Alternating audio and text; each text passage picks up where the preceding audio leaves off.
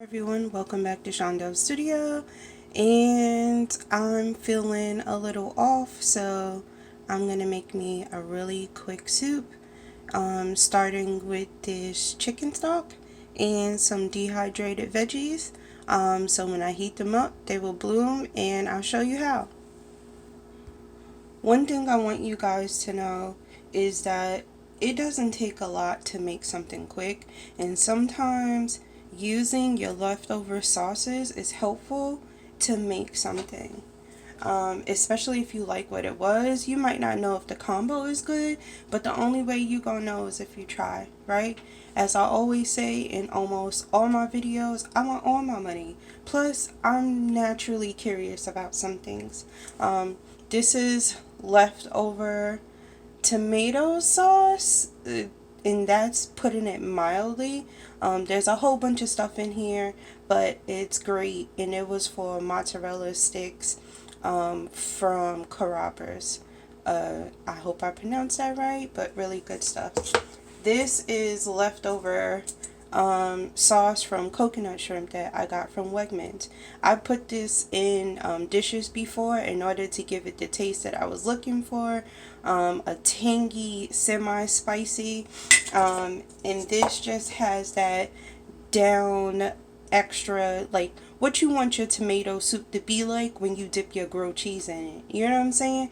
And then of course I have my dried red, orange, and yellow bell peppers, dried corn, and cabbage. So I just want a little chunky something.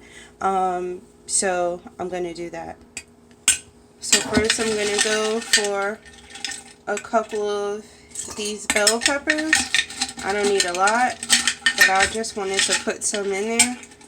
Oh, just to show you real quick, I've dried them as like one whole half, so when I need it I'll just cut it. I was feeling lazy that day, and I also wanted to know how long it was going to take. It did take a little longer, but it was still worth it to me to find out. And it's a big chunky piece, so if you want to do something and throw it in some water, let it rehydrate, and wrap it in something, you know, it's great. So anyway, I'm going to get a couple more out of here. The ones at the bottom are like really, really crushed. I've cut them in like all sizes. So, yeah. Next, I have my dehydrated corn. Really something simple where you can buy a can of corn for maybe 49-50 cents, or go to Dollar Tree or whatever your 99-cent store is.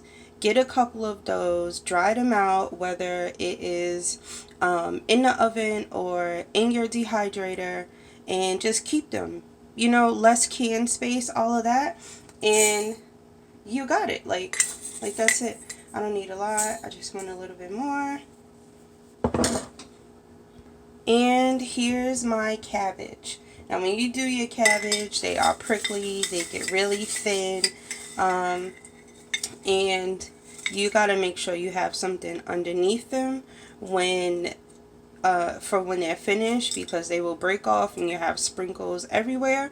And you can dehydrate them in big chunky pieces, but you're still gonna have to break them down unless you have like a huge can or something. But trust me when I tell you that you can get more of it if you just crush it. It's gonna be something. Look at this. You see one of these big little pieces? Just like that. Just right? And you're going to see so much space in there that you're just going to take your spoon or something and smash it down. But anyway, I'm just going to use a spoonful of this. I just wanted something extra green in there. And that's the end of adding my dry goods. So the next part to this is to rehydrate the dried things before I do anything else to it. That is where this comes in, right?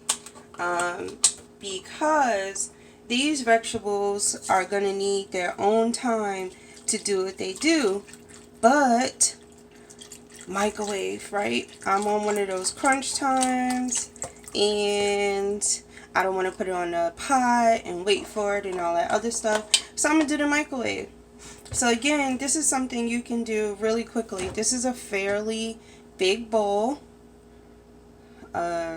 container, whatever. This is from Pioneer Woman. I love her stuff, by the way. It's pretty great. I think you can kind of see the pattern up there, right? But anyway, so I have this stuff in there. I'm going to make sure I push it down. Make sure I get the juices on all that. So I'm not seasoning it. I'm not doing nothing. I literally just want it in there to make sure it's all covered by the chicken stock. And then I'm going to throw it in the microwave. And basically we'll see together how long this might take with 3 different things that are dried. Into the microwave we go. Well, let's see. Uh-oh, my bagels are doing stuff. See? I put it for 3 minutes. I can smell it. Ooh, I can smell it. I smell the corn and the peppers specifically.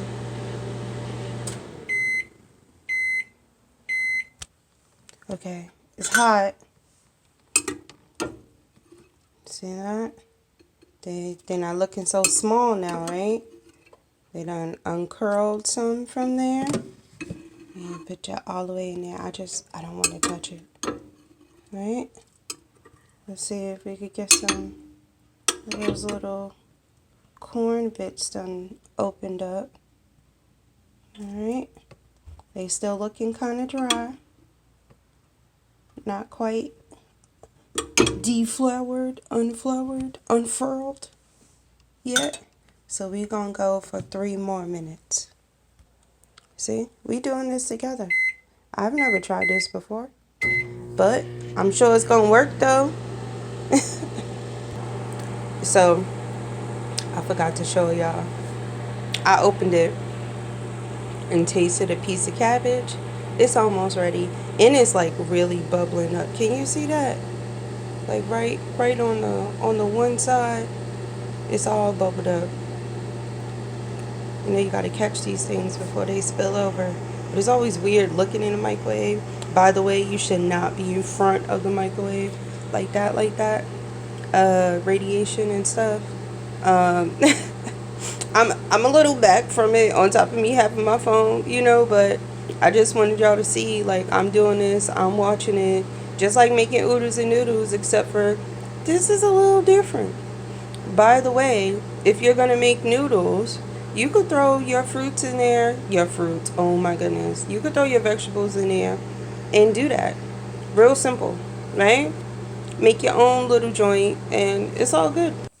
Alright, so I can't touch it right now because I got this all in my hand. But I hope you can see the difference now. How big this pepper got like this. Because I only put a few in there, right? And of course the corn is being overshadowed by all this other stuff in here, but you could see it now. Usually when you dehydrate them, they're massively shrunken and look like little kernels, but they open now. Let me see. Let's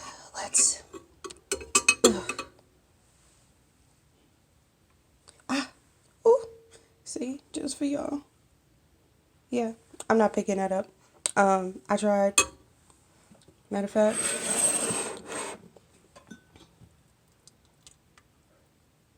because I got one of those spoons that got the little drainy drain. You see that now? Right? Yeah. If you go back, you'll see this looks very different. Well, consider it's still corn, right? It's different. And then I'll show you one of the orange peppers, right? The cabbage don't look crispy no more, right? It's where it's supposed to be. I chose cabbage to go with this combination because cabbage is one of those things that I fall to when I'm trying to get my health up. We used to do cabbage soup or whatever, like literally, especially the purple cabbage. Throw it in there, cook it, season it, pour all the juice out from it, and drink that. That's like the go to wham bam, thank you ma'am, and your immune system be fighting. But that cabbage handles its business, as well as, garlic soups and all that other stuff. Considering it's March, like, it's terrible. But anyway, with the weather going back and forth, stuff gonna happen. So you got to take care of yourself. All right, on to the next thing.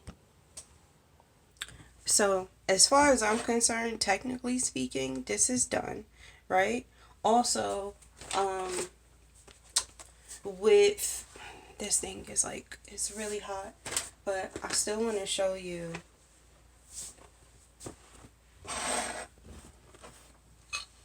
like, it's only a little in there. Like, honestly, it's up to right here. Like, right there. So there's only this much. Wow, my fingers look so big in there. But it's only this much compared to this much. Is that much in there.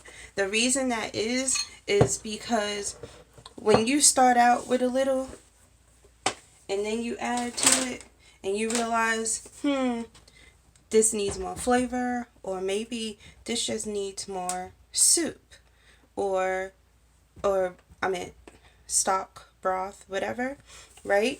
If you have a flavor that you like but it's too thick and you add chicken stock or whatever broth or whatever you make to it, it's only going to get better, and it might lighten in flavor, or maybe you like a really dense flavor.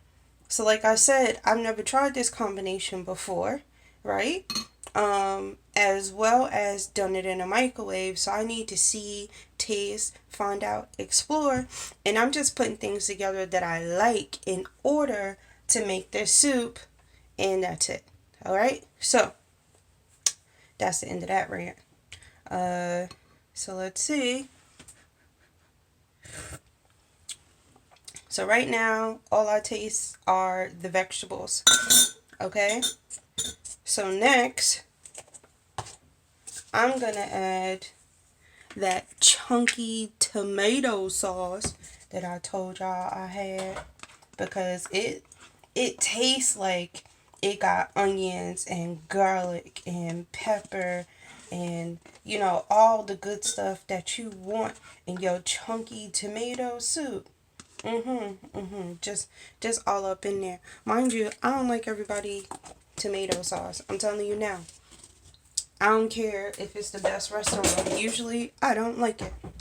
So, let's see. Okay.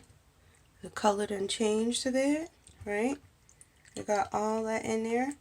And it's so hot that I don't even need to re-microwave. is that hot. If anything, maybe it'll help cool it down a little bit. Okay. Now I could smell the sauce. Oh.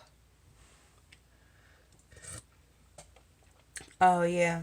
Now it's like Campbell tomato soup with some spice, meat, the vegetables, and the chicken stock. So yes, I need something else. I'm gonna add one of these that I usually get from Wegmans for to use for the coconut shrimp. It's usually tangy, a little spice, something nice that goes with the crunch and all that. But every once in a while, I'm making something and I'm like, ooh, I know I still got that sauce in there. You never know. I don't throw away my sauces. I don't care if it's soy sauce, whatever sauce that came with my food that I bought, I keep it. Sometimes you can't explain what you did with the food. You just know you did it and it worked out, right? It's just what it is. Oh, yeah. I knew it was going to need the second one. So I'm going to add this second one. And every time they do the sauce, not all the time it's the same, because different people making it. So one might be tangy and spicy and thick. and the other one might be chunky, a little tangy, and very spicy, you know? So it's a draw, but usually it's about the same consistency. Um, so those two are done. I mean, sometimes, you get sauce from anywhere for whatever meal that you usually get, and you're like, they ain't fill it up to the top like they usually do, you know? You don't know. So, you save the stuff and see if you heard that's the refrigerator. It decided it wanted to be heard. So anyway, let's see. It has actually adding this stuff has cooled it down a little bit.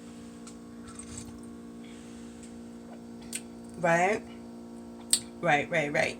So now is tomato with some sweet. The spice has lessened. So I'm going to just throw in a little bit of pepper. Right? There we go. That might be just enough pepper.